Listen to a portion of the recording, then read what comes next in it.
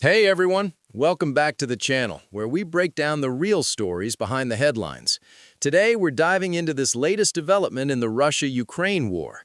The US and Ukraine just wrapped up high-level talks in Miami, and despite all the buzz, no real results in sight for those so-called security guarantees that Ukraine desperately needs. Let me take you through this step by step, starting from the background because you can't understand the Miami stalemate without knowing what led up to it. Back in mid-December, right around the 15th, there were these intense discussions in Berlin, where U.S. officials, including Trump's envoy Steve Witkoff, and even Jared Kushner sat down with Ukrainian delegates and European leaders like German Chancellor Friedrich Merz. The big promise coming out of there was that the U.S. was ready to offer Ukraine very robust security guarantees modeled after NATO's Article 5. You know, that clause where an attack on one is an attack on all. U.S. sources described them as really strong, legally binding commitments that would need congressional approval to outlast any one administration. And even Zelenskyy himself came out of those meetings sounding somewhat optimistic, saying, "We have indications from the American side that they're prepared to give guarantees equivalent to Article 5. But here's the catch. Even then, there were massive red flags, because territory was still the elephant in the room. The U.S. seemed to be pushing Ukraine towards concessions in the east, particularly Donbass, while dangling these guarantees as the carrot. And Europeans were praising the legal and material backing, including support for a peacetime Ukrainian army of 800,000 troops, a European-led monitoring force, and early warning systems. But fast forward just a week or so and we get to Miami on December 21st and 22nd, where Witkoff holds separate meetings, first with Ukrainians and Europeans, then with the Russian side. And suddenly the tone shifts to productive and constructive, but zero breakthroughs announced.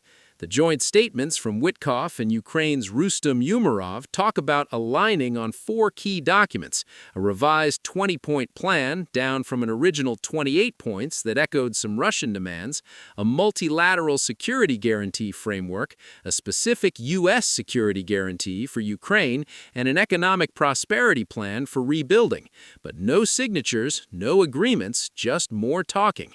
Ukraine remains fully committed, they say. Our shared priority is to stop the killing, ensure guaranteed security, and create conditions for recovery. But here we are, days later, and no results in sight for security guarantees. Why? Because the hidden angles are brutal. On one hand, President Trump, who's now firmly in office, is pushing hard for a quick deal. He wants to reintegrate Russia into the global economy as an incentive against future aggression. His team believes Putin might accept these NATO-like guarantees for Ukraine plus EU membership in a final package. But Putin's response from Moscow has been icy. He told his defense officials Russia won't back down from liberating historic lands, and slammed European backers of Kiev as swine losing power. So the power imbalance is glaring. Russia holds the cards on the ground, controlling chunks of territory, while Ukraine's economy is battered and its people exhausted. Zelenskyy has been pragmatic, backing off immediate NATO membership demands and calling the Berlin proposal workable but not perfect, insisting before we depart the battlefield, we must know exactly what these guarantees entail.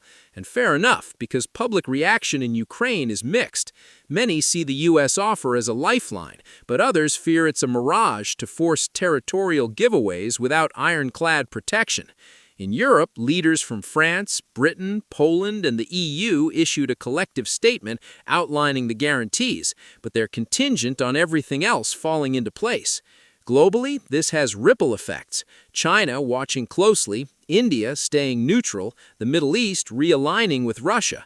The longer this drags, the more it emboldens aggressors everywhere. Think Taiwan or other hotspots. The effects are already hitting. Energy prices spiking across Europe, U.S. aid fatigue setting in with Congress, and Ukrainian morale tested after nearly 4 years of war. Now, the causes of this no-results outcome, they're layered. Trump's rushing because he wants a win before things get messier with domestic priorities, Ukraine's holding firm on no recognition of seized territories, and Russia dragging its feet, demanding demilitarization and veto power over Kiev's alliances. The Miami talks were supposed to bridge that, but instead they exposed the cracks.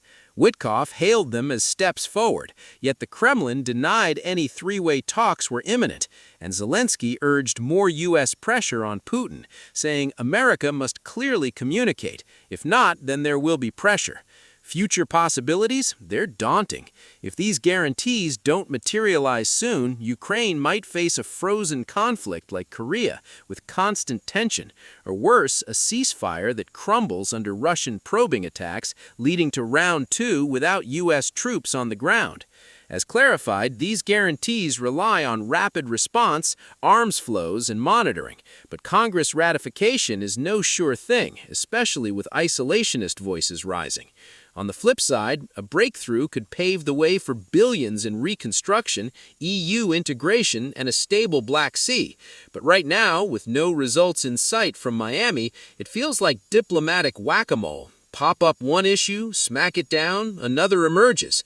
The human cost is heartbreaking.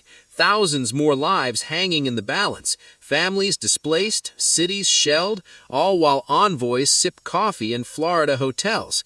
This isn't just geopolitics, it's a tragedy unfolding, and the world watches as Ukraine fights for survival without the security blanket it was promised. So, what's next? Probably more shuttle diplomacy, maybe direct Trump-Putin-Zelenskyy calls. But until those guarantees are locked in ink, this war's endgame stays frustratingly out of reach.